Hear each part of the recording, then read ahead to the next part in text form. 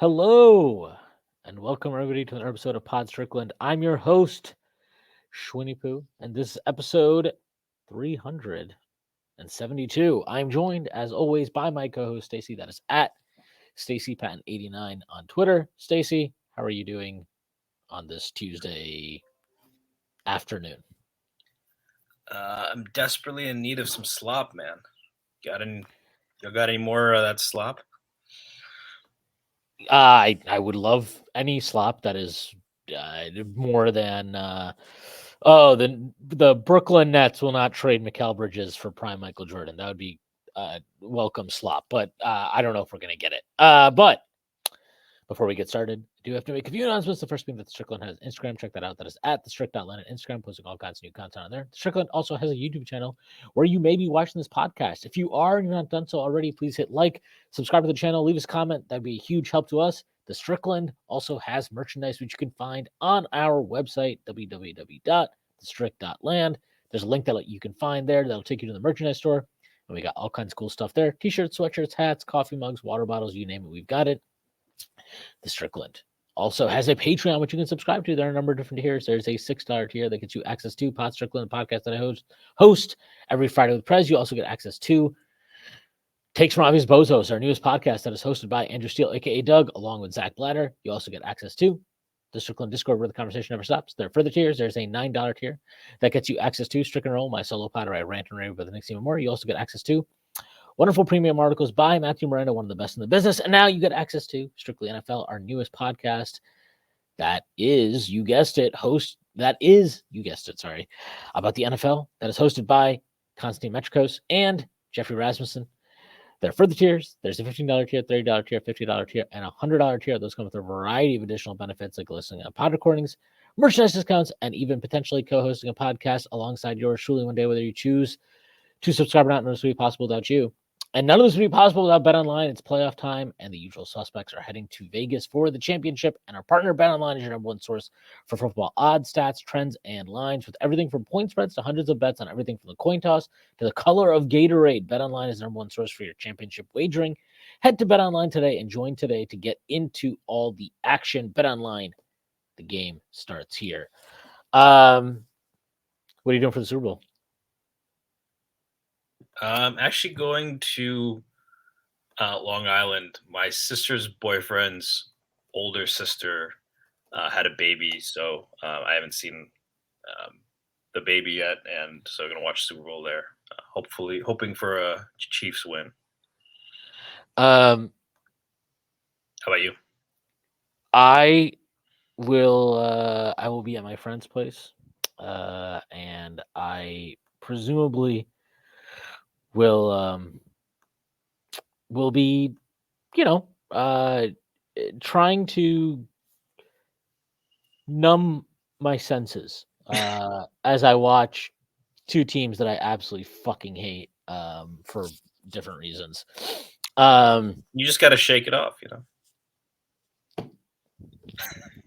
Wow. There you go. Classic Stacy.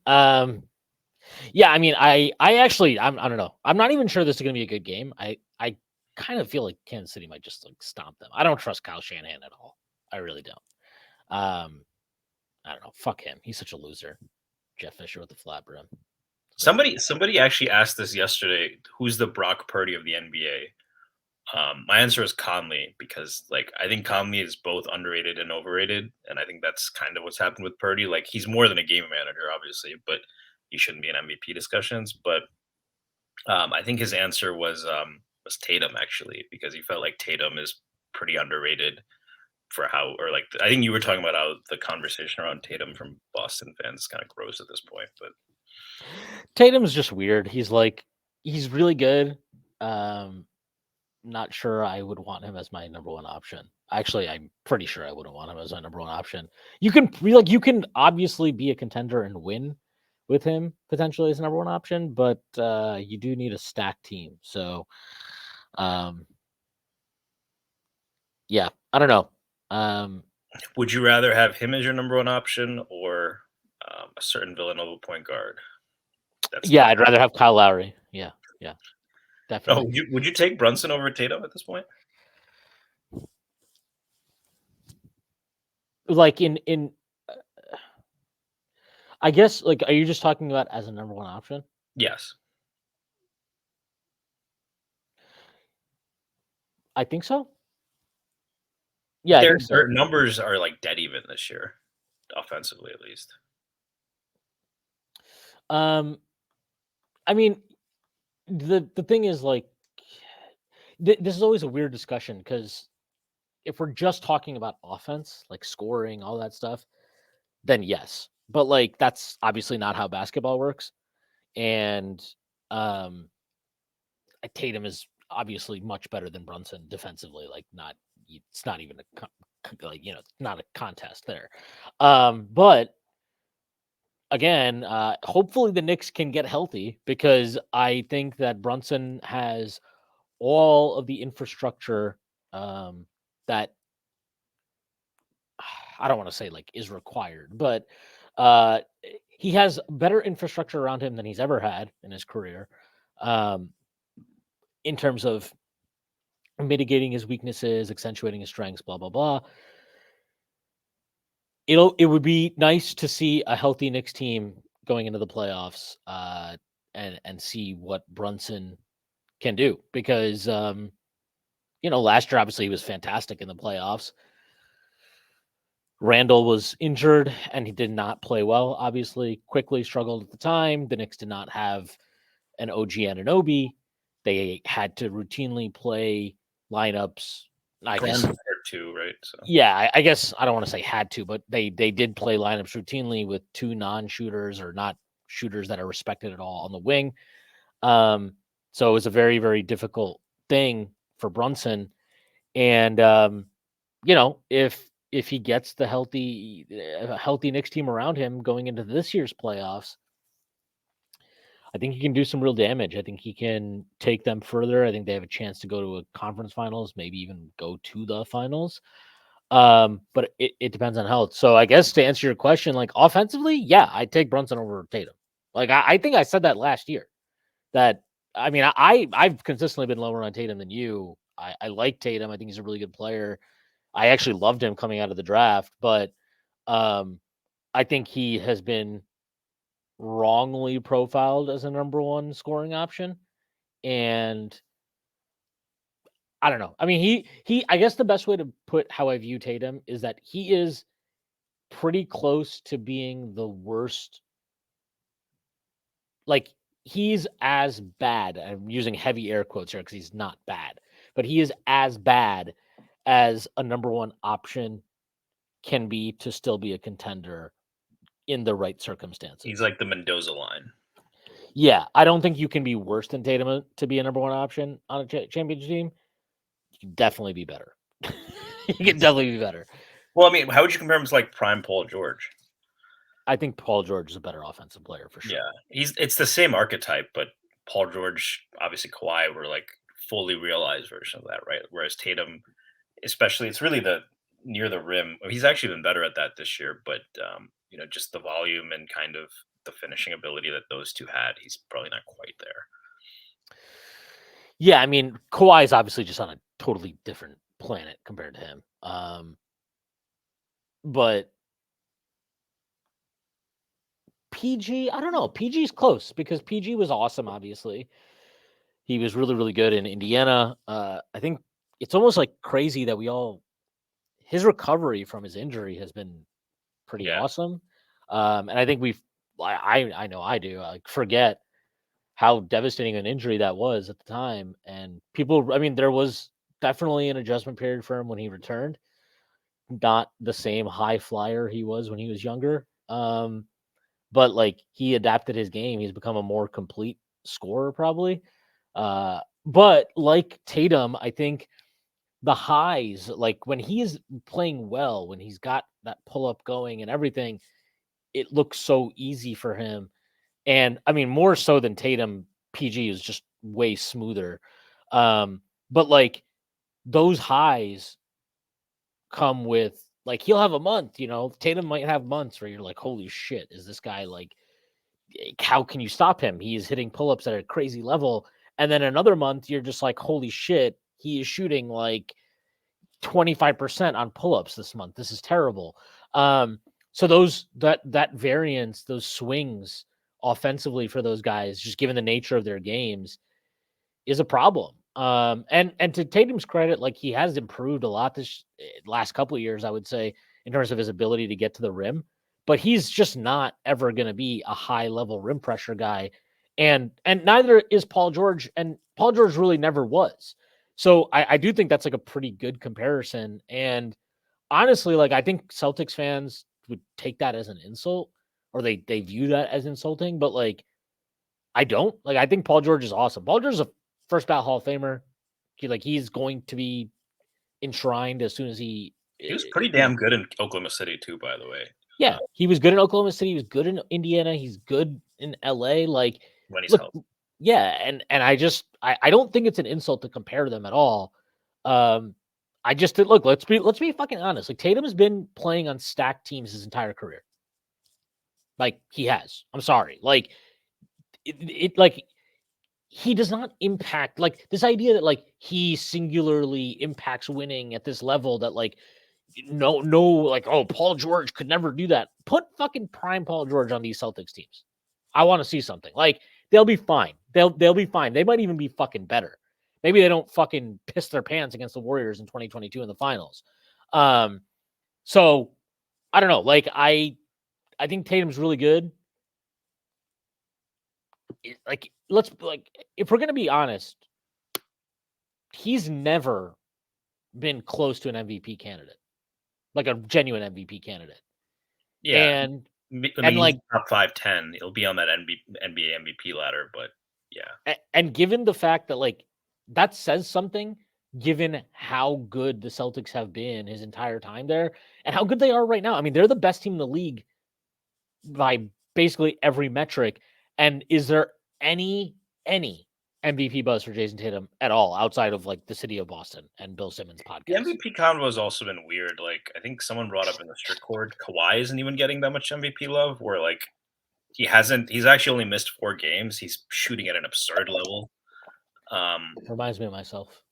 Yeah, I mean it tells you, I think though, like with Tatum, right? Like he's a very, very good player, but you have to be well rounded, right? From a standpoint of finishing, being aggressive, getting to the cup, throwing it down, getting to the line, making your free throws, your mid range game, your ability to shoot the turnaround jumper with both shoulders, your one dribble pull up, your two dribble pull up.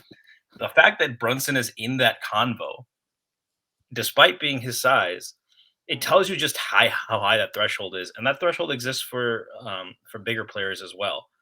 Um, and yeah, I mean, I think I'm probably still a little higher than you on Tatum, but also it's been like I have every year have been like people are writing off, like that Warrior series. People are writing off this fact that he's still a developing player. What is he now, 25? Yes. So it's still not over, but you have seen several seasons where the same kind of things still a little bit not quite as consistent as you'd like, still a little bit streaky. Cannot just rely on getting to the rim on a game when his shot isn't falling, right? In a way that a guy like Kawhi can, the way that Brunson can. And I think that's probably the most frustrating thing for a lot of Celtics fans, and NBA fans. But I think he's still a top 10 player. Um, but but yeah, I mean, I think that I think it just speaks to just how impressive what Brunson is doing is to be in that convo, because he is the guy who is that complete. He doesn't really have off nights at this point. If he's shooting the ball poorly, he can get to the rim, he can get to the foul line, in a way that sometimes if the shot isn't falling, you don't quite get that from Tatum, right? Finding a way to impact the game on defense. Obviously, like you said, not on Tatum's level, um, but um, but I mean, I think that he should be getting MVP buzz as well. And I think, it was since the Randall injury, it's kind of been absurd what they've asked him to do. The Knicks have somehow gotten 3-1, but I think Prez posted this. Brunson is averaging 25 drives a game, which shows you that the Knicks offense is really, really starved of creators with Randall out. But more to the point, I mean, the guy's playing 40 minutes a game, constantly driving into packed paint, and still scoring efficiently. Even the Lakers game where he was inefficient, that was probably his most inefficient game of that stretch. Um, he had 36, and um, it's going to be interesting to see what the Knicks do. Um, if OG is out for an extended period of time, I really liked what Precious has given them, but you saw when what the Lakers were able to do is trap Brunson, and even if you have if you hit Hart, um, they don't have to guard hard at the 3-point line, and they can basically a 4-on-3 turns into a 3-on-3 because if Precious is in the corner. Um, they're willing to live with that. So the fact that Brunson is averaging 25 drives a game with that level of load is pretty impressive. I don't know if it's sustainable. It's not sustainable. You can't sustain 25 fucking drives a game. That's nuts. That's like, but it shows you how difficult it is. So with that, I think we can talk about what's going on with the trade market, and I mean, it seems like the Knicks absolutely have to get some kind of creation, right? Because you would think that, to your point, this isn't sustainable. Yeah, I mean, look, I would love to be I would love for the Knicks to make a move. I think they need to get somebody, and nobody they're going to get is going to be a perfect fit. Whoever they get is likely to be flawed in some way, but they need something. They just need more bodies. Like, you can't.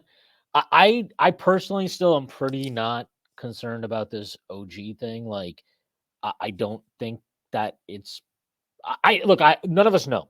Okay, so if somebody thinks he's out for fucking 3 months now, that's as based in logic and reason as me thinking that it's not a big deal. But even if he is healthy, like, you lost Julius Randle. Like, Julius Randle's out for right now. Who knows when he'll be back? We don't know. We know that he's gonna be reassessed. What, in 2 to 3 weeks they said, and that was a week ago. So 1 to 2 weeks now, I guess. Like, we don't know. We don't know about OG. We know about Randle, and without Randle, I mean, they don't have enough creation. We know this. We see it. It's visible. And it increases the load on Brunson. And yeah, when OG is healthy, you can probably still, like, get away with it, right? You can figure it out. But when OG is out, I don't know. Like, I mean, it sucks because we didn't even get to see what this team was like without Randle, but OG healthy, because he missed the next game and he's been out since then. And Grimes has missed the last 3 games also. I think he's out tonight as well. Like, they're short on bodies. They're short on shot making. They're short on spot up shooters. And they're short on creation. Like, so they're fighting at a deficit right now, and they need to make a move to get somebody in, because this type of load is not sustainable for Brunson. And the East is there to be won, as far as I'm concerned. Like, and the Knicks are within they're in the fucking boundaries of they're in striking distance. They're in the boundaries of contention. They can't treat this as a write-off season now. And what I mean by that is not like, I don't think they've ever operated in the capacity of, like, this season doesn't matter, but they can't just be like, well, if we just make the playoffs, that's fine, that's enough. Like, I mean, yes, technically that's enough. Like, especially if the injuries, look, if OG is out for the rest of the year for whatever reason, and Randall's out for the rest of the year, there's nothing they can do to be a contender. There's nothing they can do beyond make the playoffs, to be quite honest. Like, that's how important those guys are. But, like, if they are, if we take them at face value and we assume that both OG and Randall are very likely to be back, OG obviously sooner than Randall, and that Mitch has a legitimate shot at being back by the playoffs, like, and Grimes obviously should be back as well. Like, I don't know. Like, if you're operating under that assumption, I still think you need another body for right now, because you owe it to your team to try to stay afloat as best as you can until Randall is back. And in that sense, like, look, do I love Jordan Clarkson? No. Do I love Bruce Brown? No. Do I like? I don't love these guys, but like they give you a functional body who is an actual NBA caliber rotation player. Jordan Clarkson, probably better. And obviously has a skill set that the Knicks lack aside from Brunson, especially right now. But like we just got off of 2 games where they played effectively 6.5 players. They had the starters, Deuce gets minutes off the bench, and then Jericho got some like token minutes and somebody else too. Malachi Flynn, who's fucking awful, by the way. So bad. But like that's and Jericho is, again, he's playing just because they need him to. But like Jericho Sims at the 4, can we be fucking serious? Like we need more. We need another body. We need to weather the storm, so to speak. And I think this front office deserves a lot of credit for getting the team to this point. But now that you're at this point, as Peter Parker's uncle says, with great power comes great responsibility. And they have a responsibility now to this team that they've built and is as good as it is. And honestly, they owe it to the team. They owe it to the coach. Like you're in that, like you can't just operate at this deadline. Like, well, this stuff's too expensive. Can't do anything. Like, I don't know. I think I'm completely fine with them waiting until the deadline itself to make a trade. And I think ultimately, like, sellers need to come down on their prices too. But man, if they don't make a move, I would be really, really, I'd be concerned. I'd be worried and I'd be upset, especially if like you see guys like Brogdon or Clarkson or Brown or whoever move to teams at prices that the Knicks could have matched. If they were not to make a move, would you take that as a sign that things are actually really bad with Randall and OG? Because like you said, isn't that more of an indication that things are good? Well, I guess my view on it would be, to your point, right? If Randall and OG are healthy, this is a contender. But even if they're healthy, you need another creator. That's something we saw for a while. Deuce clearly, for all the strides he's made, isn't that. You need at minimum someone like a Tyus Jones, maybe. We can talk about that. But if they don't make that move, I wonder if it means that they're like, no, Randall and OG aren't coming back. And any move we make is, so if we make any move, it doesn't matter, right? Because we're not going to be able to do anything anyway, right? So if like my inference, that would be my inference. If they don't make a move, I don't think they're complacent necessarily as a front office. If they don't make a move, I think it would be like, they're not coming back. We're not making noise this season, and it's not worth it to use up assets to try to make that happen. Because if they are coming back and then you don't make a move, that would be very surprising to me for the reasons you mentioned.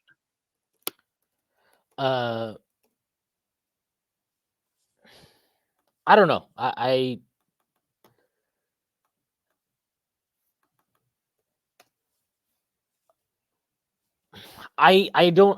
almost feel like if they don't make a move, it's good news. I agree with you that I and you believe that they should get another creator irrespective of that. But there's been way too much reporting.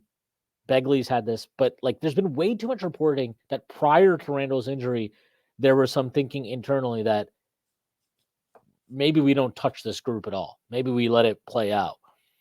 I personally, now, obviously that could be posturing as well, right? Oh no, we don't need to make a move. Our group is great. You can't hold us to ransom because we are happy with this team. Obviously there's leverage games being played as well, but like, I don't know, like they have shown in the past that they are comfortable betting on internal development, internal growth. We've seen that multiple times throughout their time here.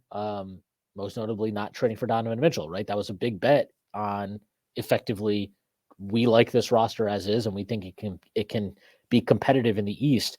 I don't think it's outrageous to think that maybe they were like, hey, you know what? Evan Fournier's got a team option. If we need to keep that salary alive just to like have it on our books to trade later, we can just give him the team. We can just guarantee his next season, and voila, like now we still have that expiring salary.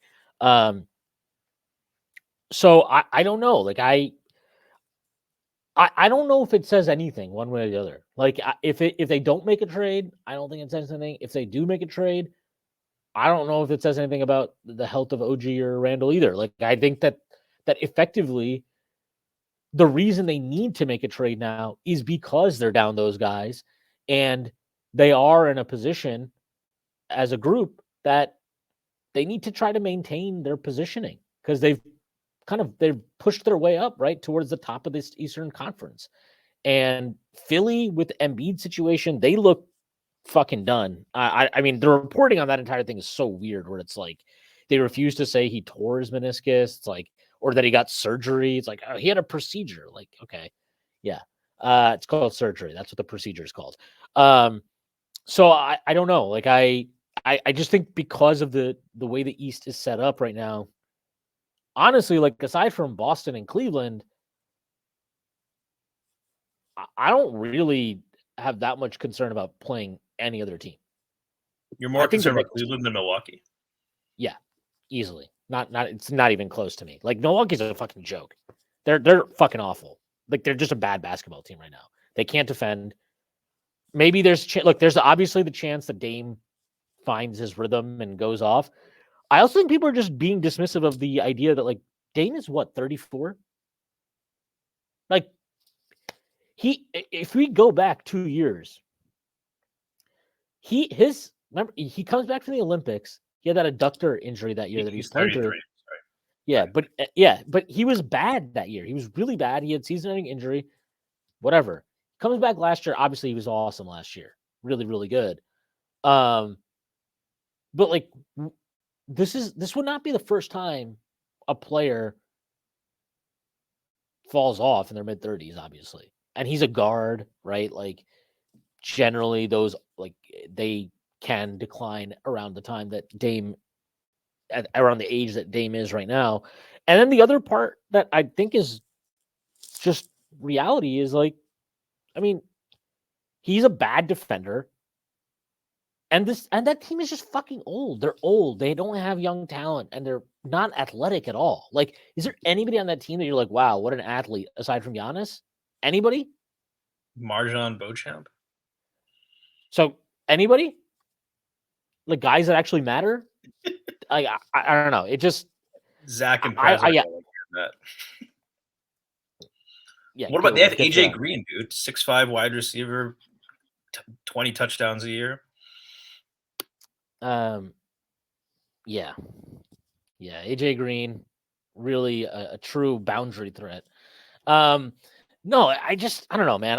I'm sorry. Like, and I got to say this because I think it's been very fun. It's been very fun basking in the aftermath of defeating Cleveland in the playoffs last year, given all of the circumstances and hoopla. Cleveland's really good, and they're much better than they were last year. Their roster is better. Donovan Mitchell is playing better. I still have some concerns about how they manage their full rotation. Like I still believe that Mobley, Allen together in the playoffs is not a tenable front court situation if you're trying to contend. But like they're very good and their defense is obviously legit. I mean, they were legit defensively against us. Well, I think they had the second best defense in the playoffs last year by defensive rating. Yeah, the worst two after the first round, the worst two offensive ratings were the Knicks and the Cavs. So yeah. So it was a very defensive series. Yeah, and they were really good defensively in that series. Obviously, we know that. So like I don't know. Like I would love to play Milwaukee. I don't think I would love to play this Cleveland team. I think they're really good, and not just that. Like I don't know. I mean, maybe they especially when you forgetting just this season, right? When you're projecting out long term. Cleveland has options. They can make moves because they have talent on their roster that allows for that.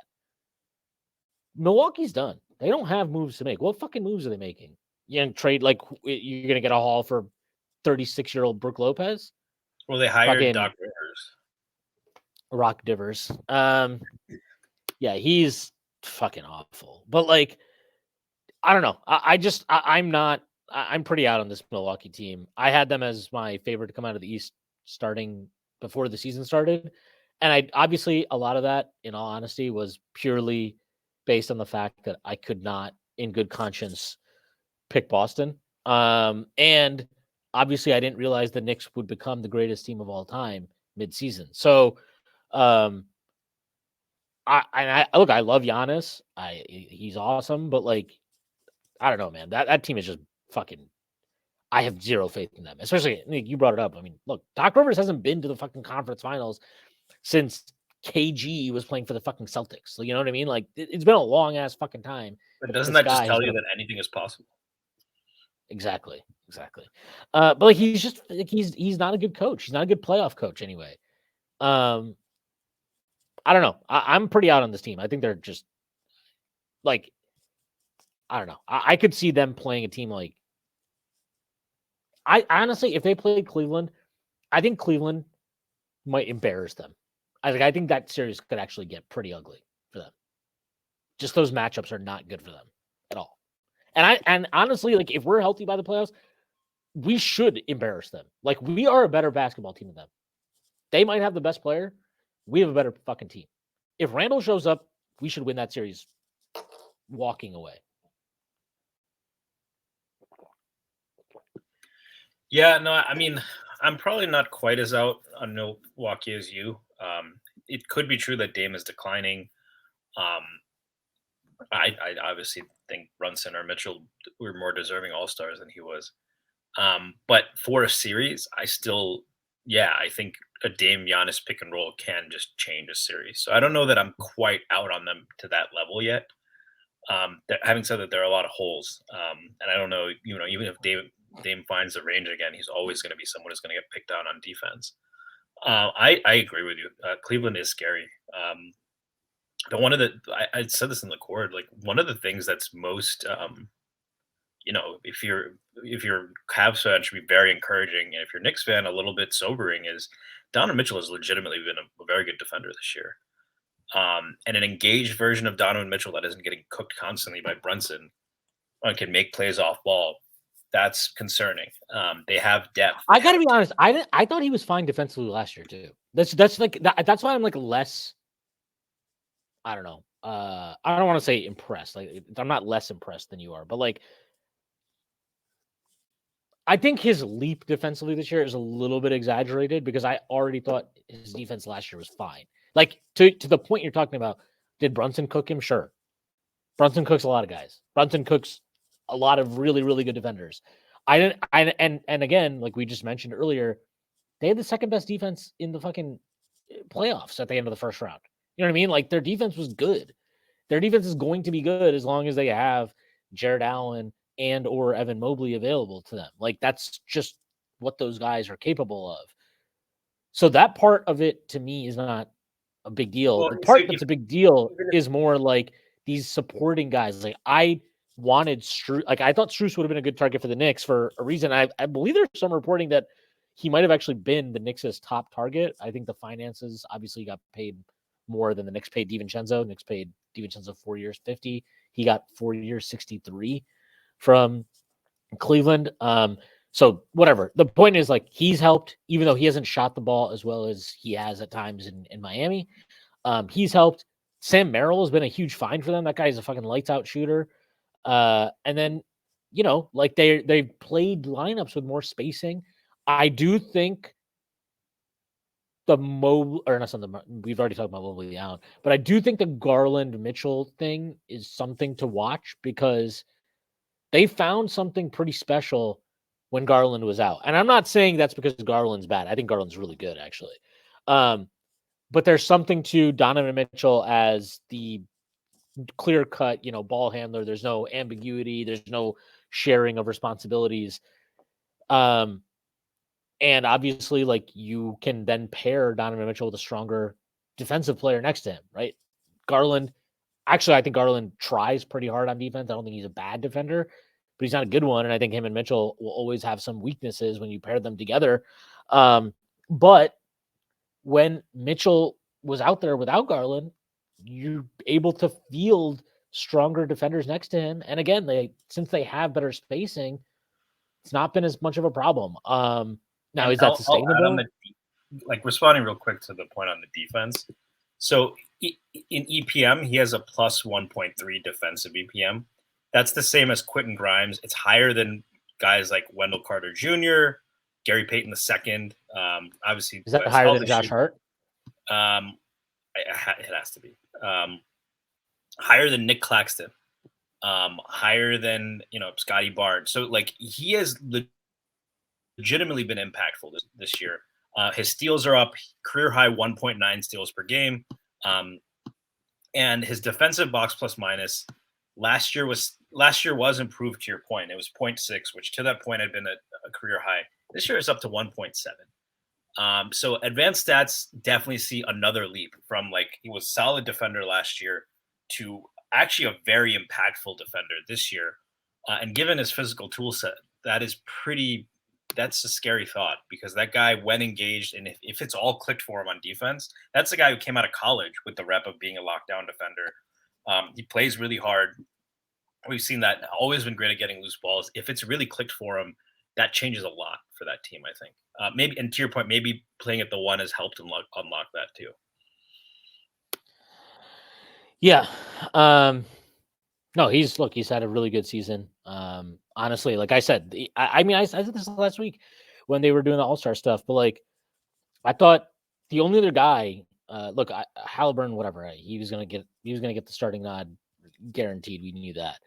But like the only guy, like to me, it was obvious that it was a decision between Brunson, or it should have been a decision between Brunson and Mitchell. They're both clearly better than Dame this year, have been better than Dame this year. And what about Trae? Obviously,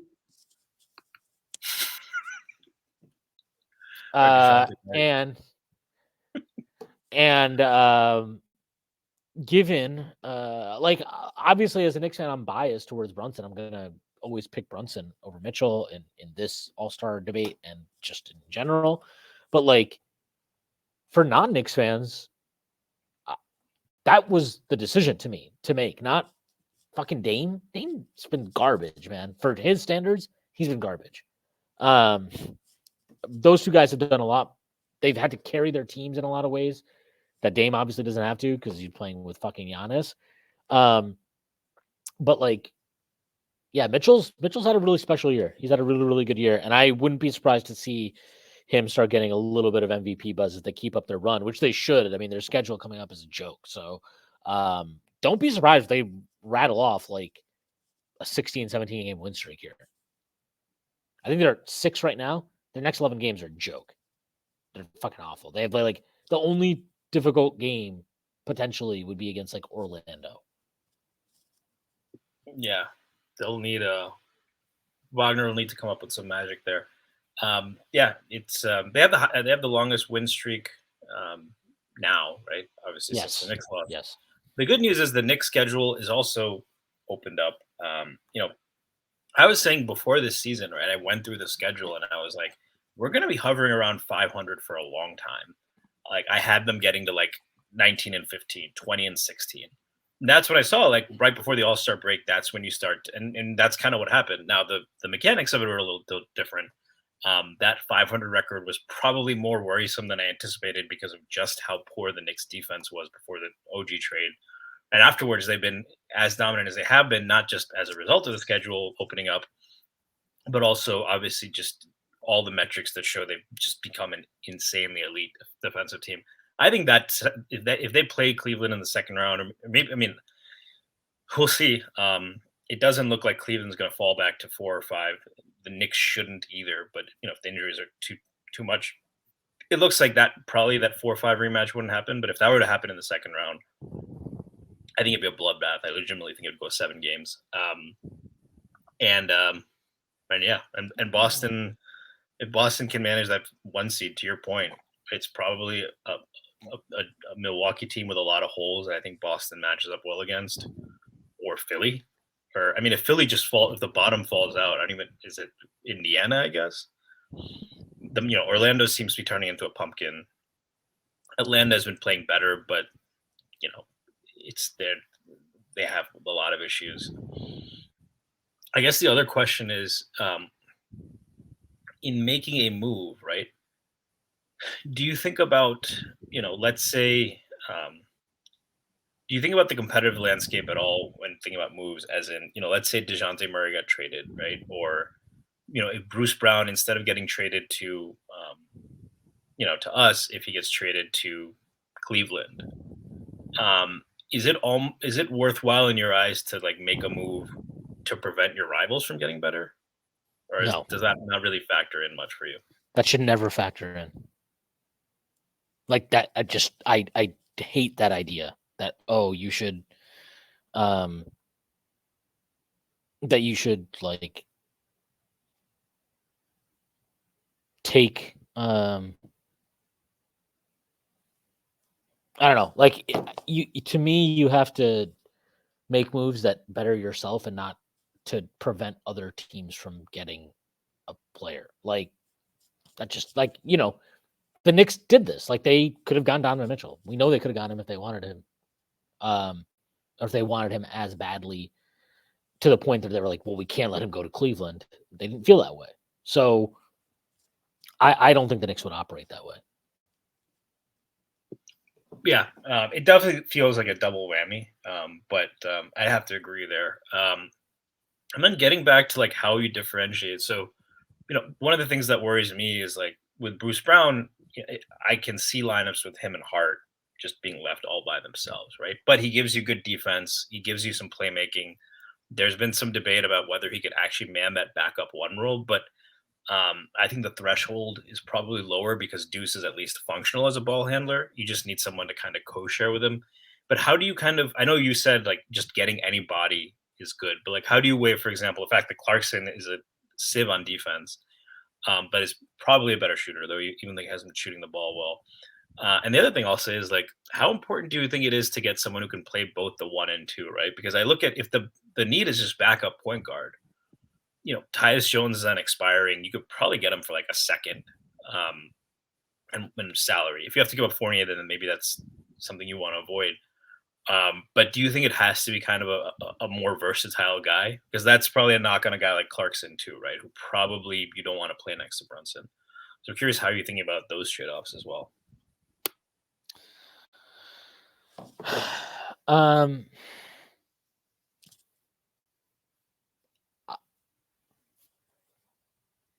I feel like Brunson is pretty easy to play off of, though, right? It's more of a side. Like if they get Tyus Jones, I think Tibbs probably wouldn't play them together, right? Whereas Brogdon, he'd be more comfortable with that. Or a guy like Clarkson, because of the defensive, I don't know that he would want to play him with Brunson. So but obviously those guys give you other strengths in terms of creation and shot making that maybe a better defender wouldn't give you, right? So The Tyus Jones thing, I'm not even sure I'd want him. He wanted to start. He's going to be a free agent after the season. I feel like you're trading for a guy who has a very strong chance of leaving right but if now. it's a Like, second for a rental, that wouldn't be the worst, maybe, right? wouldn't be the worst. I mean, if it's just a second, sure. But all the reporting has been that Washington wants more for him than that, and maybe that's bullshit. Obviously, I think a lot of this stuff is posturing before the deadline, but I don't know. Tyus Jones to me just not really the one. Um, Clarkson, I think, is intriguing. I don't have any interest in meeting whatever Utah's for sure ridiculous asking prices on him. But like a protected first of some kind and Fournier for Clarkson, not insane. Um, look, the Knicks have this protected first and Fournier is expiring. They can put that out there for any of these guys, and it's a competitive offer. It's not a bullshit offer. Um, Brogdon, I think, is clearly the best option of anybody who could potentially be gotten at the deadline, at least for our purposes. I don't know that he will move. The rumor mill has it that he is happy in Portland, and Portland is happy to have him. Maybe that's bullshit. Again, maybe that's posturing. But as it stands, I don't know.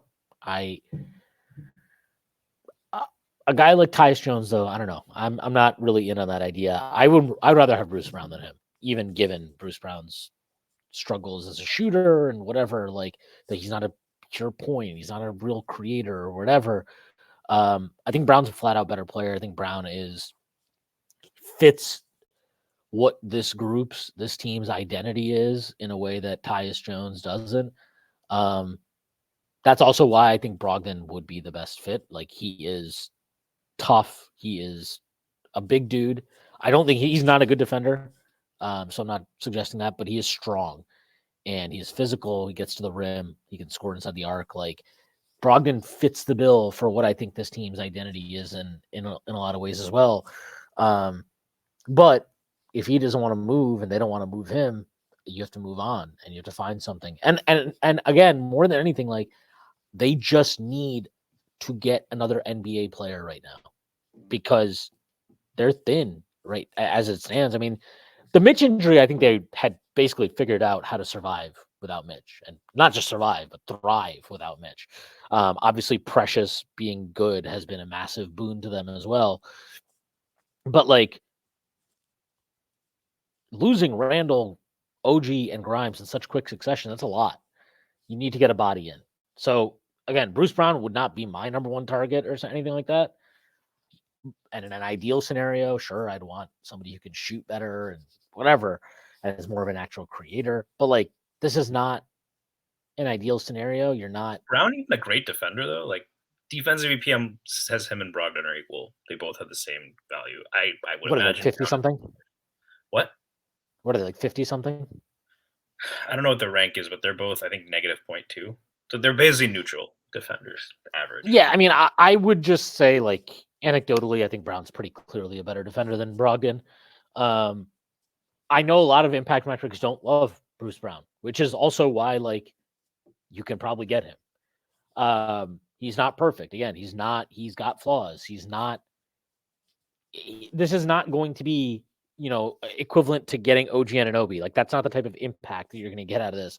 But there is a value in simply like, hey, would I rather have Bruce Brown eat some minutes or fucking Malachi Flynn? And hey, Brunson's playing a lot of minutes. Can Bruce Brown reduce his minutes load by like he's playing like 38, 39, 40 plus, whatever. Can he make it so that we don't have to extend Brunson beyond 35 minutes?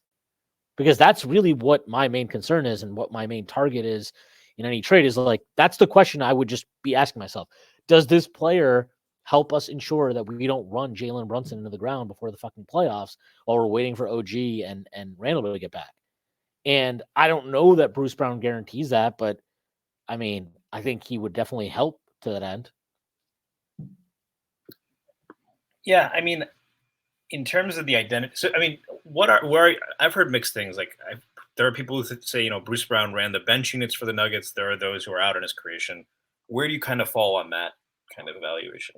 Because there's another player I wanted to talk about as well. But for what? How would you value, like, where do you fall on Bruce Brown's ability to possibly be like the guy who runs bench units? I mean, I would suggest that he would probably be better at that than Deuce. Or Hart, probably, right? Hart is really often the guy doing it. I don't want to talk about Josh Hart. You don't have the heart. Really don't want to. I can't talk about this guy right now. He's under 52 true shooting. I don't know what to say. Like, he's been fucking awful on offense this year. The coast to coast drives are great. That's not offense, dude. That's like, all right, it's offense, but it's transition. His half court play has been a fucking abomination. He's been atrocious this season in the half court. He's good for Jalen Brunson's morale, for keeping your superstar happy. I mean, there are plenty of other people that can do that. Unless Josh Hart has some special power to achieve happiness for Jalen Brunson. I don't know. I can't talk about him right now. I love the guy. He's driving me fucking nuts watching him this year. I just can't do it. I can't be rational about him right now, and I don't want to discuss him because he's making me very angry.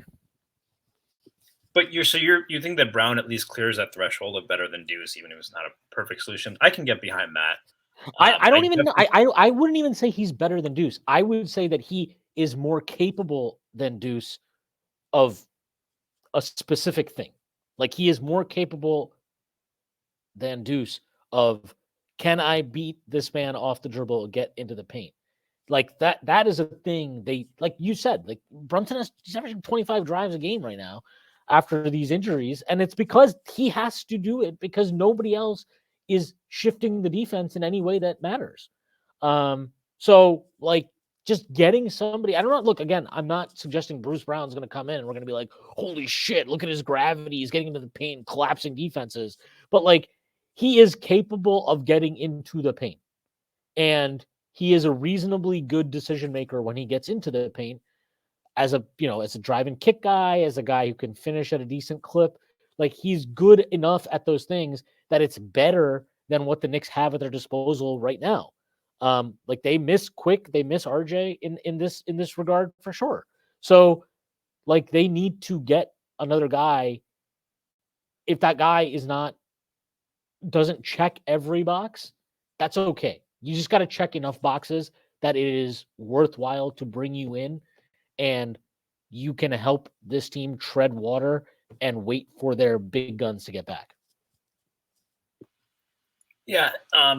So another guy I wanted to talk about, speaking of kind of a guy who fits the team identity and culture, what if I told you that there's a guy who is arguably one of the top 5 perimeter defenders in the NBA available, advanced stats like him about as much as OG, who's shooting 41% from 3, is not really a point guard, but has shown the ability to distribute, and kind of looks like Elmer Fudd. Is that something you might be interested in? Sorry, say that again. I'm just reading this quote. I'll read it. This is from Begley. On Anunoby's elbow injury, I was told he was improving late last week. Thibodeau was asked recently if the Knicks would bring Anunoby back if there was a chance they'd re-injure the elbow or if they would wait until he was 100% healed. He didn't directly answer the question, but he suggested that the Knicks wouldn't want to risk further injury to Anunoby's shooting elbow. Wait, did it say that he aggravated? Is that the first part of the quote? It doesn't say anything. No, it doesn't say that at all. Yeah, so I mean, the way I interpret that is he's probably not going to come back before the All-Star break, right? That sounds like probably not. Probably not. No, I was saying is, yeah, speaking of the team identity, what if there was a guy who's available who's maybe one of the top 5 perimeter defenders in the NBA, shooting 40% from 3 this year, has experience running point guard, even though he's not really a point guard, impact metrics like him about as much as OG Anunoby, and he kind of looks like Elmer Fudd. Is that something you might be interested in? Alex Caruso. Look, I love Caruso. I think he's awesome. And I have, prior to the OG trade, or even after right after the OG trade, the reason I was kind of not down on Caruso, but down on acquiring Caruso, is I was like, well, the Knicks just need more offense now. Like Caruso, he strengthens the strength, right? Our defense is great. We don't need more defense. I'm again, like, this is the same concept to me as Bruce Brown. We're like, if there's a price that you're willing to pay for Caruso, and it's within what you believe is his value, with the range of his value, then go for it. Like, he's a good NBA player. He's 100% going to help you win more basketball games. And even if, it's, kind of diminishing returns, right? So our defense is already elite. How much more elite can it get? Even if you want to apply that standard, like, again, just having another NBA player that can take some minutes and alleviate the load on Brunson is massive. That's what they need. So, like, is Caruso the exact type of player I'd want in this scenario? No, not necessarily, but I'll fucking take him at this point. He's 100% going to help his team, and he's going to help us not kill Jalen Brunson, so that's good. I mean, do you think he's as capable of Brown or even more of running those bench units, or do you think there's just too many limitations off the dribble? Because the guy's a good passer. I just think he's not enough of a shot creator, and they need more shot creation. But like you're right. He's good enough at ball handling. He's good enough at driving.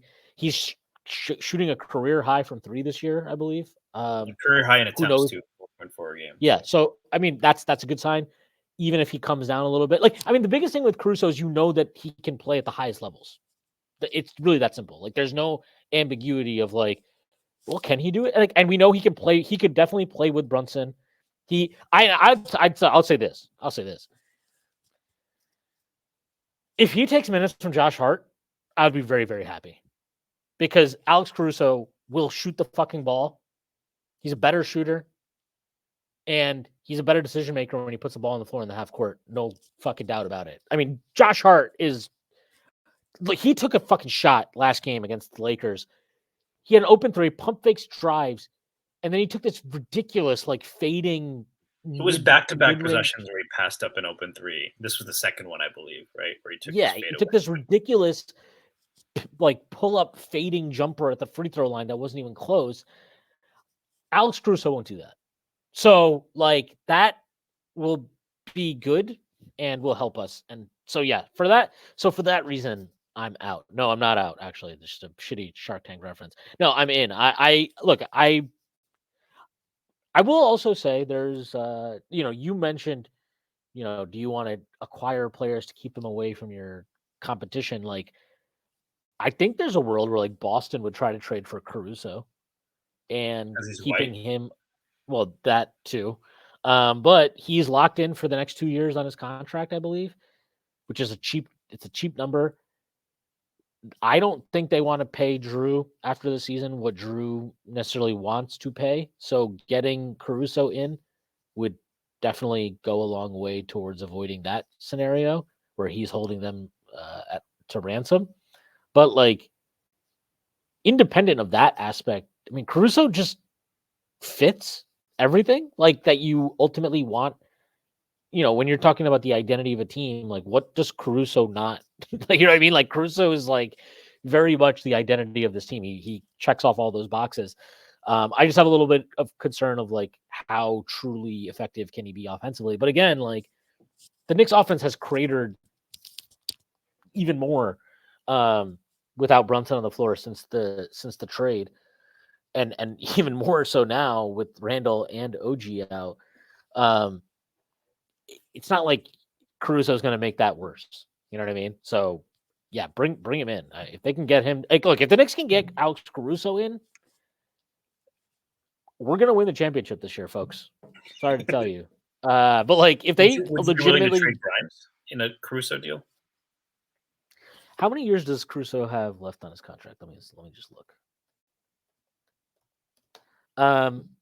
So Alex Caruso is about to turn 30 in 15 days, actually. But he is under contract through next season at 9.9 million. Shout out Ferris Bueller's Day Off. 9 times. If you are comfortable giving him another contract after this one and give him whatever he feels he deserves to be paid, and you're comfortable paying him what he feels he deserves to be paid, yeah, go for it. Like, I think if you already believe Grimes is not part of your long-term future, getting and you believe that Caruso can be or will be, I mean, why not, right? But I imagine you wouldn't trade Grimes for. I mean, the why not would be: is it more valuable to use Grimes in a star trade? I assume you wouldn't trade him for the other guys we discussed, right? No, fucking hell no. You kidding me? That'd be ridiculous. Yeah, I mean, that's kind of it. If we're making an upgrade because we literally just need depth, and everyone is imperfect, I think Caruso is by far the best player available, right? The other thing I'll ask, I have a feeling I know your answer. There is no price at which it could go low enough where you would want DeJounte Murray on this team, right? Even if it was just like a first and Fournier. DeJounte Murray could fucking he could touch my feet and beg to come to New York, and I'd tell him to kick rocks.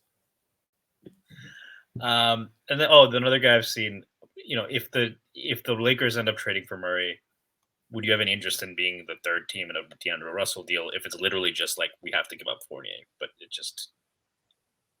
I would be fine with that. I mean, I'd take that. That's fine. Yeah, I don't know if that trade is going to happen, but yeah, I mean, he would fit those, like, He has for flashes been a solid defender. That is not the case this season, but he has in his career shown the ability to be a good defender. I don't love the fit with him off ball next to Brunson, but he's capable of it late in games at least. He can shoot, and He's he's having a fine. really strong offensive season. He is having a strong Yeah. offensive presence. Yeah. Yeah. So he can run those bench units, right? Not the best off ball player, but probably a little bit better at what the Knicks need than someone like DeJounte, and will be cheaper, right? So, I could see that happening, but you'd need the Lakers to. They probably aren't going to they're not going to dump D'Angelo. They'd be it'd be as part of getting, um, you know, Murray or something. So, Yeah. I don't know. I think if I was ranking this stuff, honestly, I think Caruso might just be my like just go get Caruso. Like just do it. I don't know. Like the Knicks are really good. Caruso's a dog, which I know is huge for you. That dog requirement is marked off. But like Caruso's just really fucking good. And the Knicks are really good and they should operate like a team that is really good. I don't know, man. Like if Caruso, let's say the Bulls like we want your first this year, one of your first this year, the better of your two first. The Mavericks pick or your pick, and we want the Milwaukee pick next year. I mean, I think that and I'm pretty like. Or you think if they ask for Grimes, then you'd say, all right, we're only giving you one protected then? Yeah, I mean, I feel like there's a negotiation. They want an OG type return. That's yeah, what they said. And I want Rihanna to call me back. Like, who cares? Like, it's not going to happen. I don't know. Like, I would probably I would do that if that was the trade. I'd do that. I think the Knicks should do that if that's available to them. Like, I don't know, man. Caruso is really good, and he would 100% make this team. Like, I don't know. I have no idea. I just think they'd be a contender. Like, no question about imagine a Deuce, Caruso, I guess Josh Hart or Grimes at the 3. No, nope. OG and Hartenstein. Yes. That would be an insane defensive lineup. That sounds like pure hell. And I do wonder how I would seriously wonder how far does the diminishing returns on defense go, because there's just no one to attack on this team, right? I mean, if you have to deal with one of Caruso or OG at all times, a lot of the time, both of them, add in, of course, like maybe the best rim protector in the league in Hartenstein, then you still have guys like Precious. For all his problems, Hart has been solid on defense at least, right? If they manage to keep Grimes, that's another perimeter defender. Deuce is a fucking menace on ball. You're building into this identity. Will there be spacing issues? Yeah. But if they're seriously considering Bruce Brown, which again, I don't want to knock the guy. I would have liked the fit a lot better if we didn't already have Josh Hart. But he was there's a reason the Knicks were interested in free agency. Is a very good connector, which the Knicks definitely needed before. And probably in some ways still do. Showed the ability to shoot a little bit last season. But if they're considering Bruce Brown, and I think that the worry is that you have some of the issues that they had against Miami last year when Hart and RJ shared the court. I would just say I'm with you there, that I would just rather just go for just pay the little bit extra and go get like the archetype of or the platonic ideal there in Caruso, who does so much to accentuate this team and low volume, but is a capable shooter as well. And I think if I was higher, if I really thought Bruce Brown was that level of defender, I'd probably be higher on that move. I'll talk myself into it for sure, but I think no, I mean I think it's important to get someone with the right attitude, but I also think we read sometimes into the wrong things. Like, oh, maybe Brogdon doesn't really care that much if he's fine staying in Portland. Like, no, I don't really think that's it. But the other thing I'll say, yeah, I think that in terms of ranking them. The only thing, the reason the Russell trade is so intriguing is like if they could actually pull that off without giving up any assets, to the extent that you think of Fournier's expiring contract is an asset, that would be like pretty good, right? So if they can't get Brogdon, I think Caruso or Russell would probably Russell just because of the cost. I think Bruce Brown's a better player. And then the one thing I'll add on Jordan Clarkson is I looked up drives per game. I think I posted on the Discord, but he's actually at 14.7 drives per game, which is just under DeJounte Murray, who's at 15.1. So Clarkson actually probably the most, like, I think a lot more people think of the shooting and kind of the space creation on perimeter, but he would give you, he's of the guys besides Murray that the Knicks are looking at, he probably gives you the most rim pressure. But you have the age tax, and I do wonder at this point, given the age, like how real is the shooting slump he's in? But there's definitely some options, and to your point, the Knicks will have to do something, if for nothing else, just to not turn into the Memphis Grizzlies. Yeah, you don't want to push. Look, these guys are giving you everything they've got, and that's fine. I understand. Like I don't lose my mind about extending a guy's minutes for in situations like this, and like for a game or 2 games, whatever. I get it. Like, look, let's be real. The Knicks played that Pacers game and that Lakers game like it mattered to the team to keep their winning streak going. Like it was important to them, to the players. And I think for Brunson specifically, that Pacers game was important on a lot of different levels. So like I am fine with that. And like, look, let's be real. Like that Lakers game, that was a national TV, 8:30 p.m. spotlight game. Like it's the Lakers, it's LeBron and MSG. Obviously, there's its own motivation for that.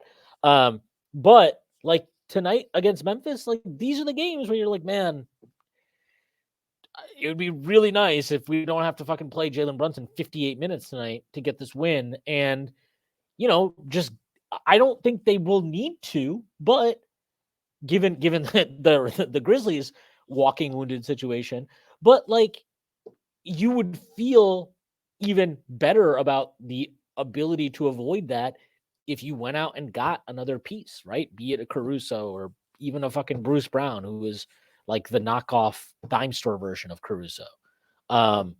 Those guys would just help you avoid that. And it's not just Brunson, right?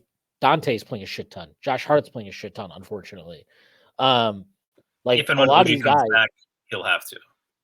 yeah, and OG has played a lot. Like these guys have all played a lot of minutes. So I mean, this is why like Precious being legitimately good, at least defensively, has been a huge lifesaver for the Knicks in a lot of ways because he's helped reduce the minutes load that Hartenstein was getting, and Randall for that matter too, before he got hurt. So yeah, I mean, we need like I can't really stress it more than I already have. The Knicks really, really need to get something done at this deadline. They need to get about another body in. I mean, do you think it's worth to go after multiple people? Like, especially since Hartenstein, since you have this issue, since Randall and OG are both out, is it worth maybe re-examining if they want to go get a big or, a stretch 4 or something? Like Kelly. I don't think that I would not go get a Kelly Olynyk at all. I would have zero interest in getting him. Yeah, I mean, I guess as part of that, I mean, is that just the Precious thing, or because like I know you wanted at one point, you were pretty adamant that they need to be able to go 5 out, but I guess you can do that if you're, if need be with Randall and OG. Sorry, say it again. At one point, I remember you're pretty adamant that they should at least get some kind of a 5 who can stretch the floor. Is that just less of a priority now they have OG and they can just do that with him and Randall? Well, that's part of it, and Precious has been good. So I just don't care to get like another stretch 5. Like I think Precious obviously is not a stretch 5, but he gives you mobility, which I think is really the bigger piece of what you're looking for when we talk about stretch 5 or smaller lineups or whatever. Is you want that mobility from your 5, and Precious has that. Yeah.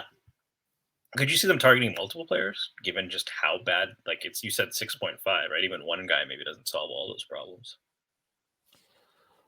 I just don't know that they can get multiple guys. It'll be hard, right? Because of the way the contract, like they have Fournier, and I don't know, man. I don't know how. Do you even have space for multiple guys? Like your roster is pretty full here, especially if you don't move out Grimes.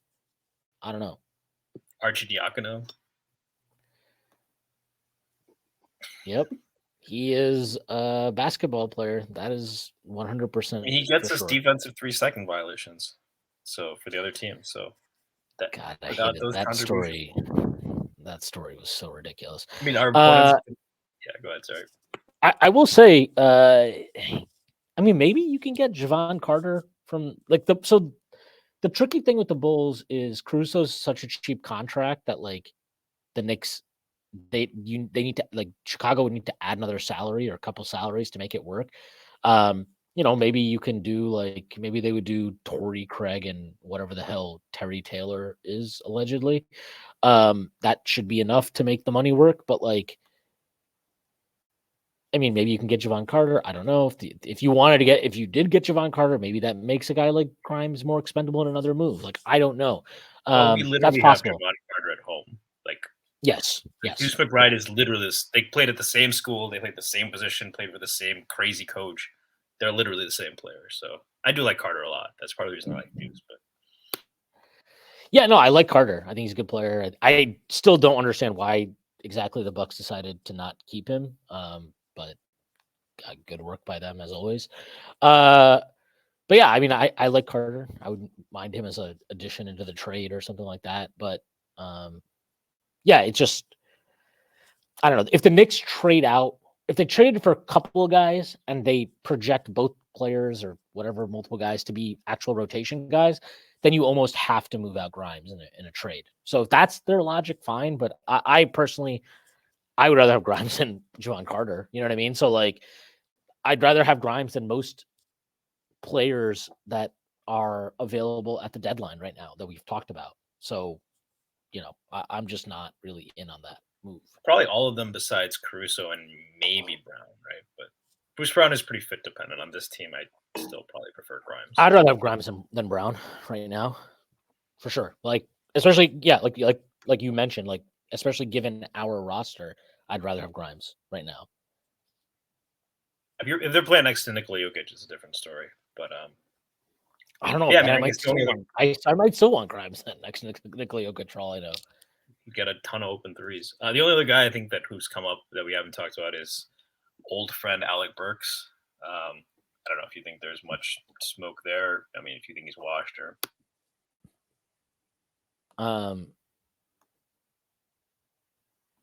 I would be not a huge fan of that. He doesn't get into the paint, which I think is the primary thing that they really struggle with. Like, I don't think shooting is actually an issue for this team.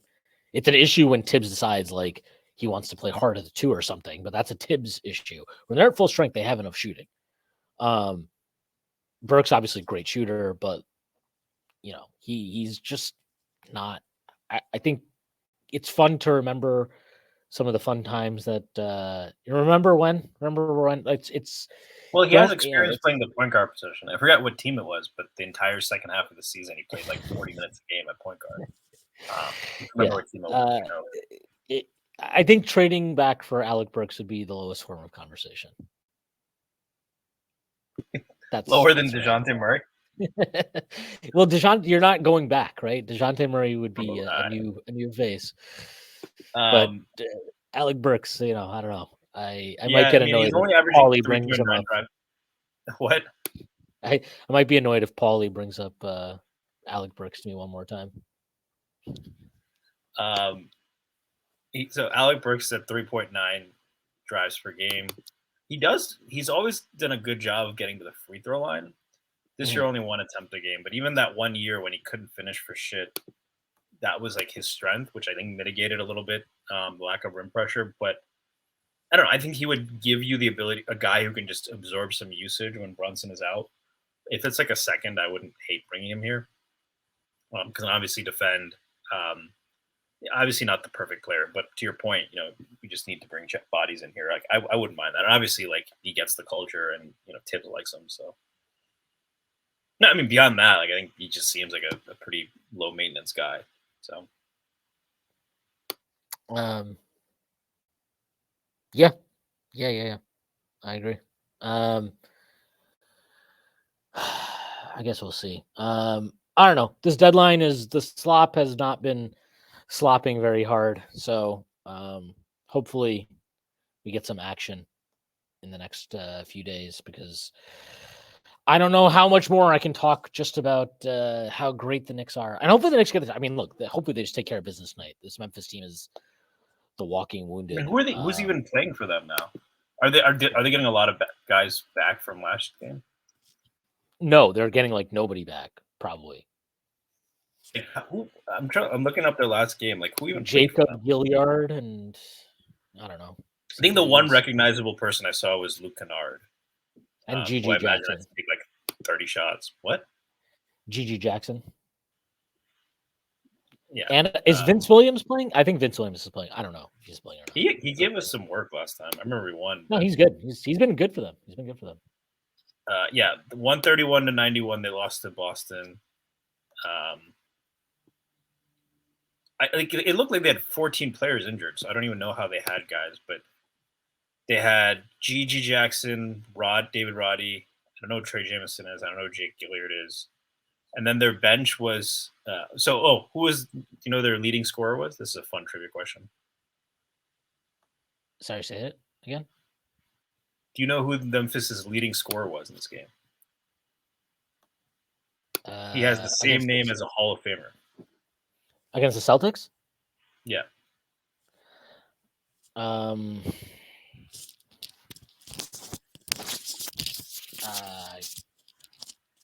Well, it can't be Kenny Lofton because he's not on their team anymore. Nope, wrong sport. This person has the exact same name as a basketball Hall of Famer. I genuinely have no fucking idea.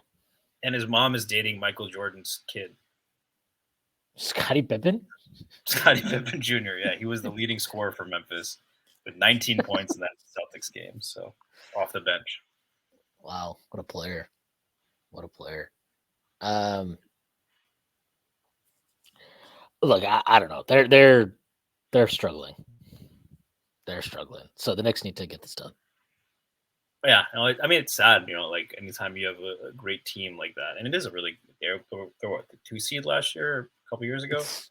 It's sad when they go so young like that. But I mean, I think to that point, right? That's another. When they go so young. When they go so young. Dude, I gotta say, Johnny Sacks, like his like outbursts are always like, he seems like a very calm guy most of the time. So when he loses his shit, it's much more fun. Dude, when he pisses on the guy, that's like unbelievable. That whole storyline is so insane. And then the best part of it, of course, is the prank call. I have Blue Cross Blue Shield. Joe Pantoliano should have gotten an Emmy just for that scene. That scene is really fucking amazing. Paulie, the witless nephew.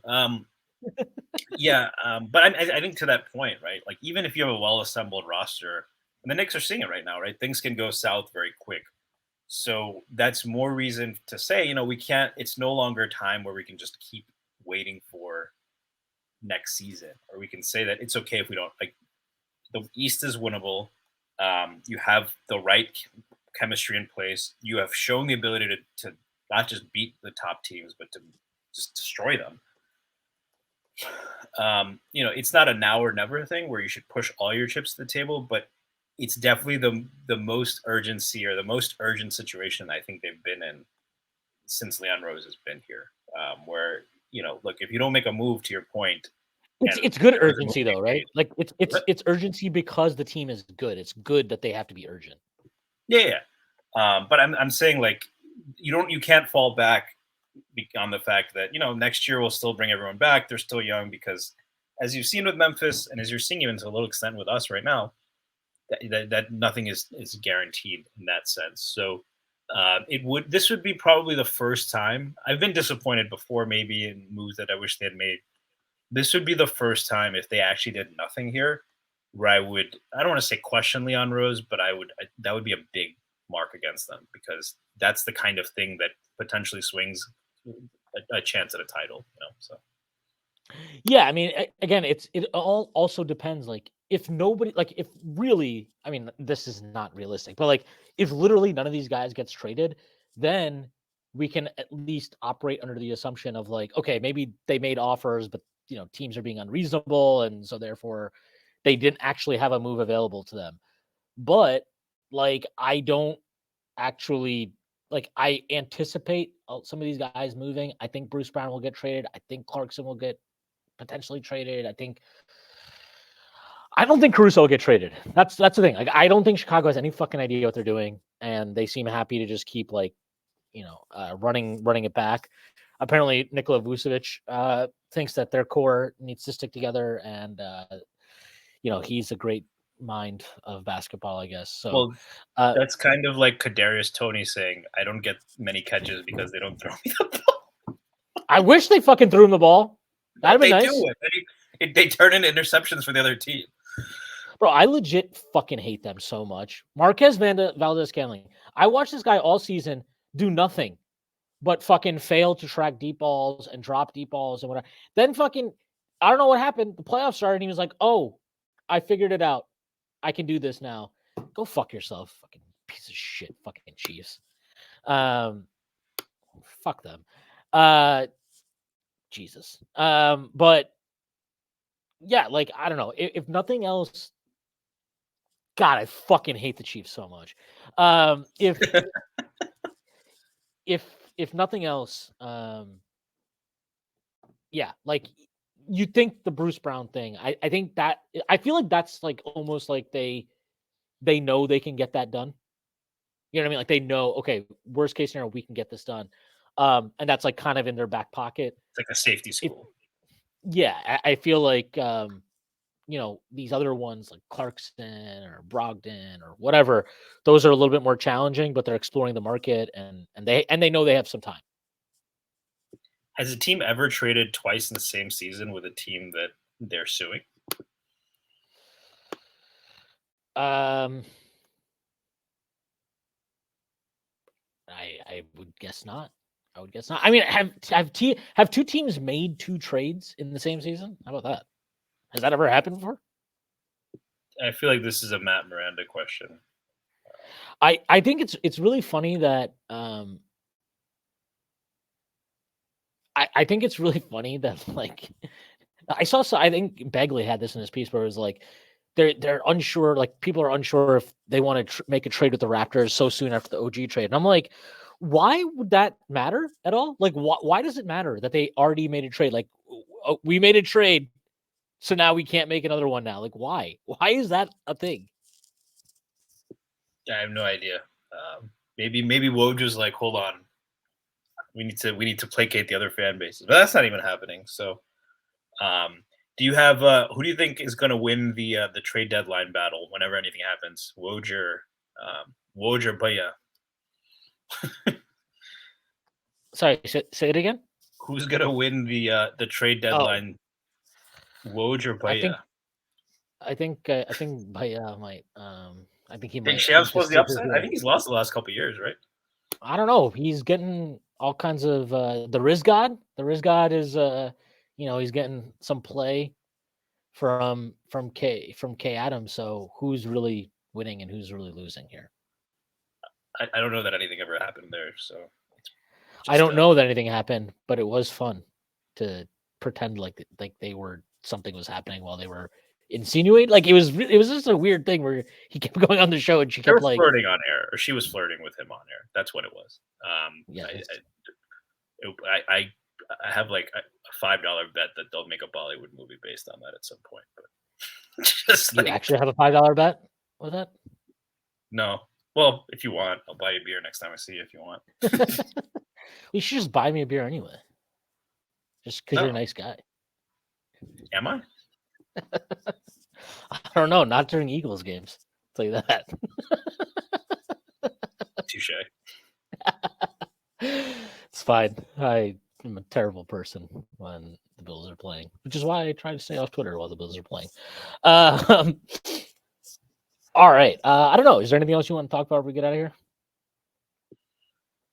No, we already said. You said you think the Chiefs will blow them out. Yeah, I fucking hate them. Oh, we should. I mean, congrats to Brunson and Randall for both being named All Stars.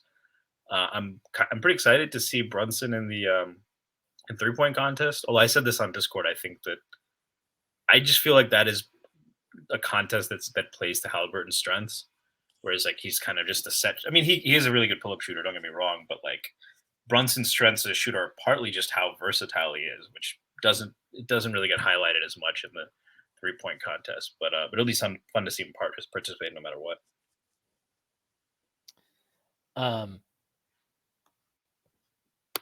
Yeah. We'll see. Hopefully Caitlin Clark just wins, right? Is it? No, it's UNESCO. Is that a separate thing? Is that like her and Steph's thing? Is that a separate thing? Yeah, but it's not Caitlin Clark. It's Sabrina Ionescu. Oh, is that who it is? I'm really bad with WNBA players. Caitlin Clark is not in the WNBA. She is. Yeah, she's in college. Record in the college basketball. I feel like I've heard her name for so long. I just kind of like assumed she was already in the WNBA. But what is she? A senior now? She must be. Yeah. The WNBA is crazy because like I just feel like I see these players that get drafted like fucking 5th overall, and then 2 years later it's like, oh yeah, we waived this person. I'm like, wait, what? Like, how competitive is your league? And honestly, maybe you need to just aren't enough roster spots, right? So yeah, that's what I'm saying. They need to expand. They need to get more teams, and they should. The league is expanding. I mean, their ratings are, at least their TV ratings are higher than the NHL right now in America anyway. At least the national broadcast. They probably do need to expand at some point soon, you would think. And also, like, isn't the league pretty close to actually running sustainably now without like? Yeah, I think it's been doing a lot better. And I think, to be honest, expanding should help, right? Because it'll bring other markets in, right? So I think it's an exciting time to watch. It's exciting that both New York teams are good. Sorry, is it 2 out of 3 New York teams, or do we count the Nets? That pick-me thing over in Brooklyn? Well, it's actually the Liberty play there too, but it is exciting that the Liberty made the finals. Maybe the Knicks will be able to do the same. Hopefully they can win the finals though too. Yeah, and imagine if Brunson and Sabrina both win all New York 3-point showdown. Steph can miss out once again on what could have been if he was a New Yorker. Yeah, fucking coward, Steph. He didn't want the challenge. He didn't accept the challenge. I do like this new thing that like, not that it's a new thing, but I do love this like framing of when guys like, no, they didn't want the challenge. He just wasn't built for it. It's like, yeah, dude. LeBron didn't have that dog in him. Yeah, LeBron did not have the dog in him. God, he's so fucking annoying. That entire thing on Saturday. Why did he wear the towel? Is that, I've never seen that before. You know why? Because he's a fucking troll and he wants to like pretend like I'm totally going to go to the Knicks, guys. I'm going to do it unless you trade for this player that I want you to trade for. I'm definitely going to go to the Knicks. It's like his own fucking thing. He's such a fucking bald-ass loser, man. Get the fuck out of here. Stop using my franchise for your own purposes, LeBron. I'm sick of it. I think Mahomes and LeBron are kind of similar in that they're both, like, obviously, arguably one of the top 2 or 3 players that ever played their sports, but definitely kind of corny and annoying. Mahomes can eat a bag of dicks. Fuck that guy. He's such a fucking loser. I hate his guts. Fuck him. I can't stand that guy. He's a fucking fuckwad. No, he's a fucking piece of shit. Fuck him, man. That game after like we beat them in the regular season, he starts crying to Josh Allen on the field. Dude, what the fuck is wrong with you? Like, and I'm sorry, like he doesn't get enough shit. He's a fucking asshole. He's a prick. I don't fucking like him. I think he's annoying. I think his fucking brother is fucking annoying. His fucking wife, girlfriend, whatever the fuck it is, she's fucking annoying. They're all fucking annoying. His fucking voice is annoying. It's the weirdest. Fuck him. Do you think his tight end's annoying? Him. I actually don't have a problem with Kelsey at all. Yeah, me either. I like him because I think it's weird that people were like super upset. Like, I think it's stupid that thing with him and was it Justin Tucker, that like that story got like it had like it went on for like a week, right? About like the fucking pregame warm-up thing. But like, no, I didn't have a problem with that. I think Kelsey's funny. I actually love Kelsey. I've always liked him. I think he's a funny guy. I think he's just, it's annoying that he did the rope-a-dope, He was like, "No, I'm totally losing a step, guys." And the playoffs happened, and he was like, "Just kidding, guys. I'm actually still very, very good." And the Jimmy Butler. Honestly, I think he might be the best tight end ever. I think at peak I'd still take Gronk, partly because of the blocking. But hey, Patriots losing their spots is always good news for me. I will say on the note of be thankful that Mahomes is annoying because it's fun to hate. I have to say, like the fact that Eli Manning is kind of a likable dude is annoying. He's hilarious. For my narratives. It was much easier. It's easier to hate when the person isn't. But I'll say that like he's a funny dude. So he said something funny at the Pro Bowl, right? Where he like made a joke about Tom Brady. no, he rapped. It was like, and then he was like, and everyone just went nuts. That's pretty. Yeah, I've always liked Eli. I think he's a funny guy. You really are a funny guy. All right.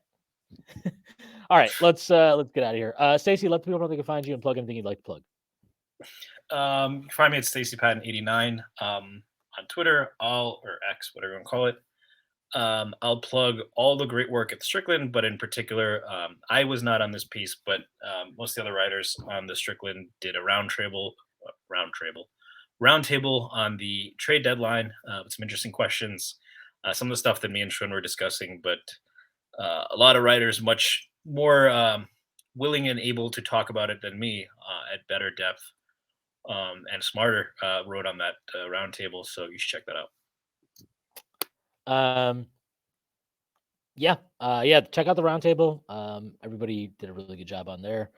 I will plug, we're doing a trade deadline show that is going to be on Thursday from 1:30 to 4. So looking forward to that. Hopefully we get some news. We've done this. So we've done the trade deadline show. I think this is the third year now we're doing it. And the Knicks have never actually made a trade during the actual fucking trade deadline. So it would be cool for that to happen. We'll Was see. the last trade deadline trade they made Marcus Morris for the pick that became quickly? You're talking about like the actual, like on the day of the deadline, Yeah. right? Yeah, I think that was the last. No, they did. Was Derrick the Rose Austin traded? Rivers. No, Derrick Rose was way before, but they did the Austin Rivers dump. They traded Austin Rivers at the deadline, and they got the pick that ended up being Jericho Sims out of it. So like, look, all these little moves matter. That's a good value, man. They got a good. I don't know. I think Sims has been he has brought me back to like I was a little worried watching him the last year and a half because he has had to like start games for whatever reason. Coming off the bench, I'm fine with Jericho Sims. They're also deploying him. They're not like with OG. I wonder if they're more willing to do this with OG, but they've been playing more aggressive and more trapping, right? Which plays to his strengths. Yeah. So, but I think that was the last trade they made at the trade deadline. Aside from that, I'm trying to think. Like, they didn't do. So the last time we made a trade at the deadline, we got Emmanuel quickly. That bodes well. Maybe we'll find the next Emmanuel quickly. Maybe we'll just get Quick is like quiet quitting in Toronto, and once we get him, because like it seems like he's finishing the rim is cratered, but he's shooting well from 3. It looks like, and then I think he'll be fine. They that team honestly, like I'm not joking. Basically, everybody on that team at this point, I'm just like giving a pass to, because I think that coach, I think Darko's a fucking idiot. So yeah, it says more like I don't know. Everybody on that team, you get a pass for me for this year. Even Scotty too hotty. I think he's actually been really impressive at times this year. I mean, he had a game against the Celtics this year where he fucking gave them work. He's been really good, but like their biggest issue is they just don't have anybody. And we are now keenly appreciating this with Randall out, but like when you have 2 guys who can command attention from defenses, that's really nice. When you have 1 guy, that's necessary. Nobody on that team right now has the type of gravity to make the game easier for other dudes. And I think that's ultimately their main problem. And the fact that Darko is a fucking idiot. But anyway, we have the trade deadline show coming up on Thursday, and then we'll also have Pod Strickland. I'm assuming we'll record that, I don't know, fucking Friday morning or something. Anyway, that's what we have coming up. All right. I hope everybody has a great rest of your week. Check out the pod that I did with Corangeous McBasketball. That was fun. That was a Strickland roll. So check that out too. All right. That is our show for today. Hope everybody has a great week. And I will see you on Friday or Thursday, whenever, someday.